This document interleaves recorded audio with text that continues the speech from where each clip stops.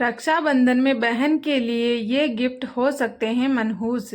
दोस्तों, आज हम आपको वास्तुशास्त्र में बताए गए कुछ ऐसी चीज़ों के बारे में बताने जा रहे हैं जिन्हें आपको गलती से भी रक्षाबंधन पर अपनी बहन को तोहफे में नहीं देना चाहिए।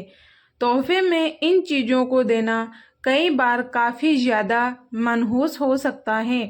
दोस्तों, वास्तुशास्त्र का महत्व हमारे जीवन में काफ़ी ज़्यादा बताया गया है।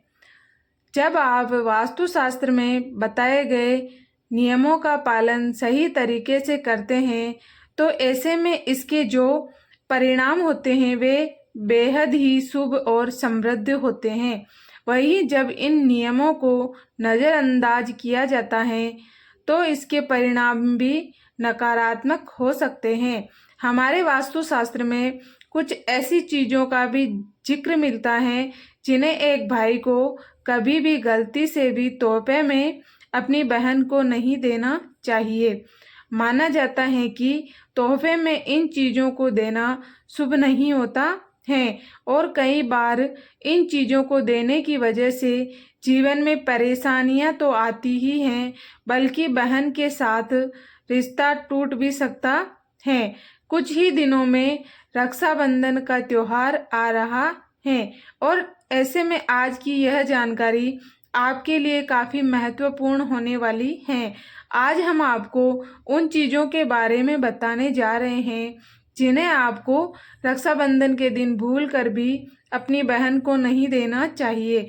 लेकिन उससे पहले अगर आप भी चाहते हैं कि लक्ष्मी माता का आशीर्वाद आप पर हमेशा बना रहे तो इस वीडियो को एक लाइक करें, हमारे चैनल को सब्सक्राइब करें और कमेंट बॉक्स में जय लक्ष्मी माता ज़रूर लिखें। नंबर 1, काले रंग के कपड़े तोहफे में न दें। वास्तुशास्त्र के अनुसार आपको कभी भी रक्षाबंधन के दौरान अपनी बहन को काले रंग के कपड़े तोहफे में नहीं देने चाहिए। मान्यताओं के अनुसार काला रंग दुख, परेशानी और नेगेटिविटी का प्रतीक होता है। माना जाता है जब आप इस रंग के कपड़े तोहफे में देते हैं तो इससे काफ़ी बुरी और अशुभ शक्ति पैदा होती है। कई बार काले रंग के कपड़े तोहफे में देने से रिश्ता टूट सकता है और साथ ही जीवन में भी दुख आ सकता है। नंबर 2, तोहफे में न दे परफ्यूम। रक्षाबंधन के दिन आपको अपनी बहन को तोहफे में परफ्यूम देने से बचना चाहिए।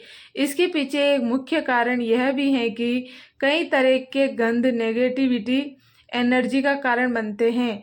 अगर आप नहीं चाहते हैं कि जीवन में कोई मुसीबत आए तो आपको तोहफे में अपनी बहन को परफ्यूम देने से बचना चाहिए। नंबर 3, तोहफे में न दे घड़ी। मान्यताओं के अनुसार घड़ी या फिर समय का संबंध शनि देव से होता है। ऐसे में आपको इसे भी तोहफे में अपनी बहन को नहीं देना चाहिए।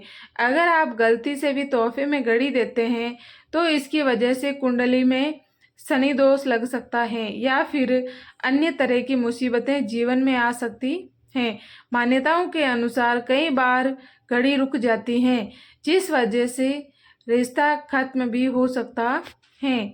नंबर 4, तोहफे में न दे कांच का सामान।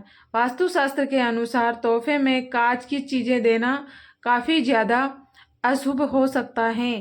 कांच की चीज़ें काफ़ी ज़्यादा नाजुक होती हैं जिस वजह से अगर आप इन्हें तोहफे में अपनी बहन को देते हैं तो आप दोनों का रिश्ता टूट भी सकता है। नंबर 5, पैसे। आमतौर पर रक्षाबंधन के दिन भाई अपनी बहन को पैसे देता है। हालांकि शास्त्रों के अनुसार भाइयों को अपनी बहन को पैसे नहीं देने चाहिए। इससे ऋण माना जाता है जो बहनों के ऊपर जीवन भर रहता है।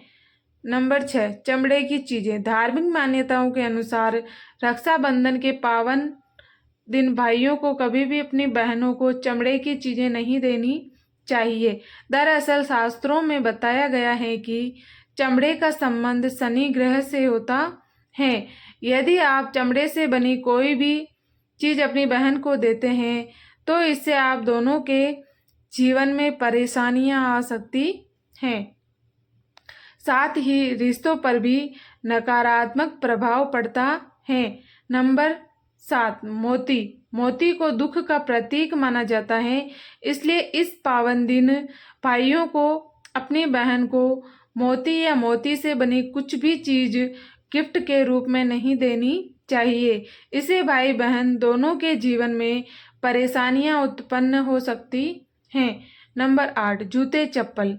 गिफ्ट में जूते चप्पल देना भी अशुभ माना जाता है। दरअसल जूते चप्पल का संबंध कर्म के देवता शनि से है। यदि आप अपनी बहन को जूते चप्पल गिफ्ट के रूप में देते हैं तो इससे आप दोनों का शनि खराब हो सकता है, जिसके कारण आए दिन लड़ाई झगड़े होंगे और सेहत भी कमजोर रहेगी। नंबर 9, पुरानी या टूटी फूटी चीज़ें। कभी भी टूटी फूटी या इस्तेमाल की गई चीज़ों को उपहार के रूप में नहीं देना चाहिए। इससे रिश्ते में परेशानियां उत्पन्न होती हैं और नकारात्मक ऊर्जा फैलती है। दोस्तों, यह तमाम जानकारी जन रुचि को ध्यान में रखकर दी जा रही है। ज्योतिष और धर्म के उपाय और सलाहों को अपनी आस्था और विश्वास पर आजमाएं। वीडियो का उद्देश्य मात्र आपको बेहतर सलाह देना है। इस संदर्भ में हम किसी प्रकार का कोई दावा नहीं करते हैं।